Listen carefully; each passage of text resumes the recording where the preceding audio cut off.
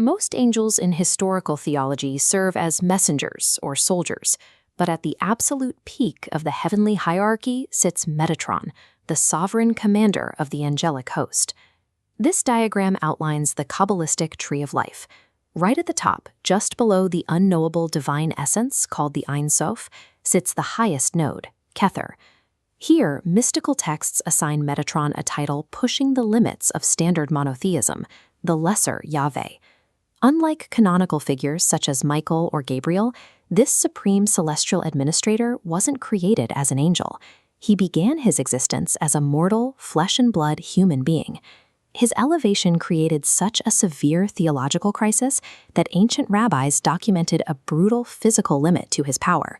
In the heavenly court, this highest of angels was whipped with 60 lashes of fire to suppress a growing heresy.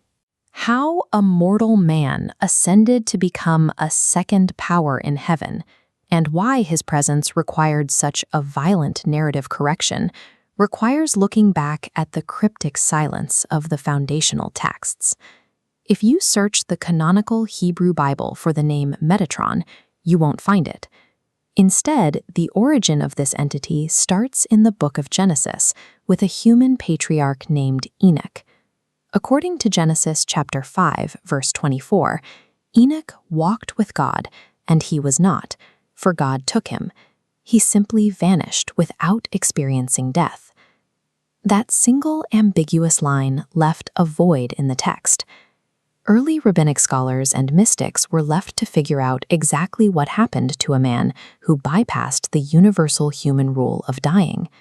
Without a defined grave or a recorded end, ancient Jewish mystics used that blank textual canvas to project a story of human ascension that would eventually rival the status of the divine. By the 5th and 6th centuries, that story was formalized in an esoteric Merkaba, or chariot, mystical text.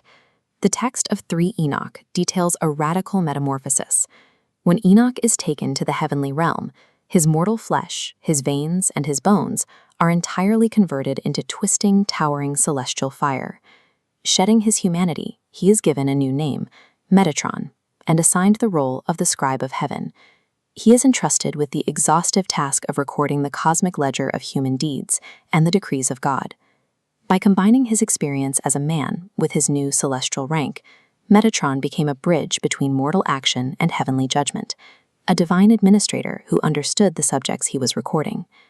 Over time, the mystical lore around Metatron expanded. He was granted 70 names and given administrative authority so vast that it mirrored God's own power. This expansion reached a breaking point in the Babylonian Talmud. In the tractate Hagiga 15a, a heretic named Elisha ben Abuya is described peering directly into the heavenly court. This diagram shows the expected vertical hierarchy, but Elisha witnesses a break in command. Metatron is sitting, a posture forbidden to anyone but God. Seeing an angel acting with the Creator's authority, Elisha reaches a heretical conclusion. There must be 2 powers in heaven. To resolve this tension, the Talmud records a physical reassertion of the hierarchy. God orders Metatron to receive 60 fiery lashes, proving through pain that he is still subordinate to the divine will. This story allowed the figure of Metatron to exist as a necessary administrator while making his inferiority undeniable. By the time the lashes end, the boundary between the creator and the creation is restored. Beyond the dramatic punishments, Metatron served a specific systemic function. He provided an approachable, administrative face to the cosmos, giving earthly mystics a localized entity they could conceptually interact with. This conceptual model shows how the system functioned. Mystics could explore the intricate mechanics of the universe through this secondary node, preserving the untouchable, singular supremacy of the central divine essence. But beneath the layers of heavenly bureaucracy and mystical diagrams, Metatron's origin story always points back to the mortal realm. The narrative of Enoch's transformation carries a profound esoteric hope. It suggests that a human being could achieve such a state of divine service that they transcend the rules of mortality altogether. Metatron remains a rare paradox in Jewish thought.